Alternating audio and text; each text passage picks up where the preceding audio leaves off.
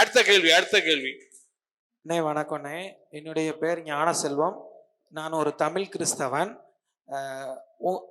நான் வந்து ஒரு தம்பியா கேட்குறேன். நான் வந்து கிறிஸ்தவர்கள் மத்தியில நான் வந்துட்டு நாம் தமிழர் கட்சியை எடுத்துட்டு போனேன் அப்படின்னா, உங்களுடைய கடந்த கால வீடியோஸ்களை தான் போட்டு காட்டுறாங்க.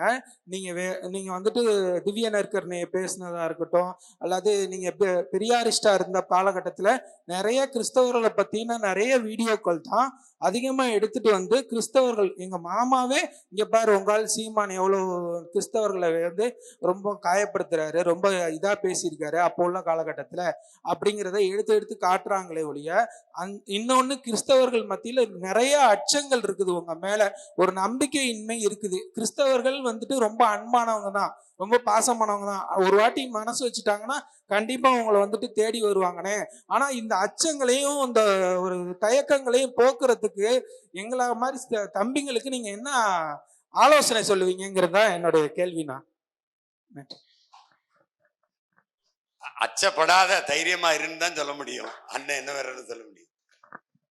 இது வந்து நம்ம தான் சொல்றோமே, கடந்த காலத்துல அது பேசினது இறைமறிப்பை ஏற்று இருந்த போது, திராவிட இயக்கங்கள்ல பேசின போது பேசினது அது இதை மட்டும் இல்ல. கிருஷ்ண பரமாத்மாவை பேசிட்டாரு, ராமரை பேசிட்டாருன்னு இந்து கடவுளுக்கு அனுப்புறது, கிருஷ்ணரை பேசிட்டாருன்னு குறிப்பா நம்மள இருக்கிற கோணார் நம்ம சொந்தங்களுக்கு அனுப்புறது. அது யார் செஞ்சதுன்னா, நீங்க சொல்ற சோக்கால்டு முற்போக்கு. நான் பேசுனது கேசட் யார்கிட்ட இருந்தது, அந்த பேச்சு யார்கிட்ட இருந்தது, யார் பேச வச்சானோ அவன்கிட்ட இருந்தது. அவன் நான் அரசியலுக்கு வரும்போது என்னை எதிர்கொள்ள முடியாதுன்னு இதை கிறிஸ்தவத்தை பாருங்க உங்களை அப்படி திட்டாருன்னு நீங்க இதையே நம்பிட்டு இருந்தீங்கன்னா, நான் கேட்ட கேள்வி, நீங்க கருணாநிதி பரிசுத்தாவியால் இட்லி வேகாதுன்னு சொன்னாரு, அவரை நம்பி எப்படி ஓட்டு போட்டீங்க நீங்க திருப்பி கேட்கணும்.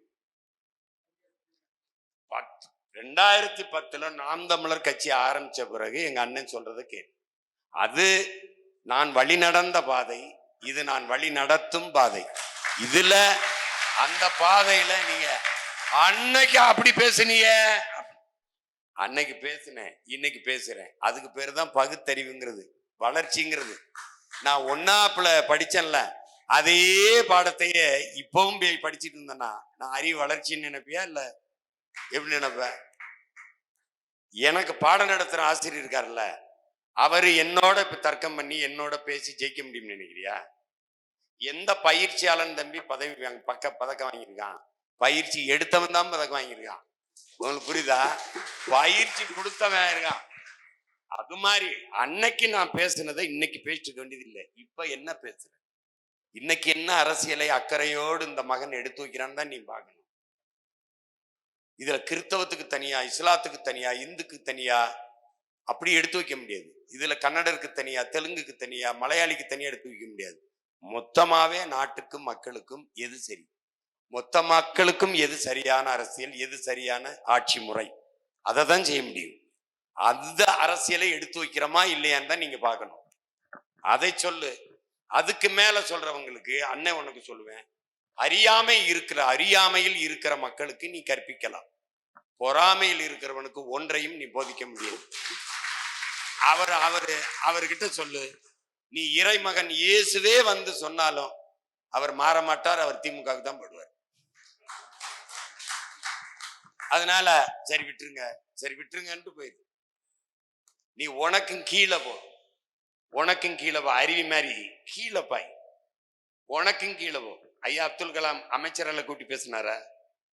எம்எல்ஏ எம்பியில கூட்டி பேசினாரா? பள்ளிக்கூடம் கல்லூரியா போய் பேச காரணம் நீங்க பதர்கள் ஆயிட்டாங்க, இன்னும் ஒரு தலைமுறையாவது தயார் செய்வோம்னாரு. அதை நீ புரியுதா?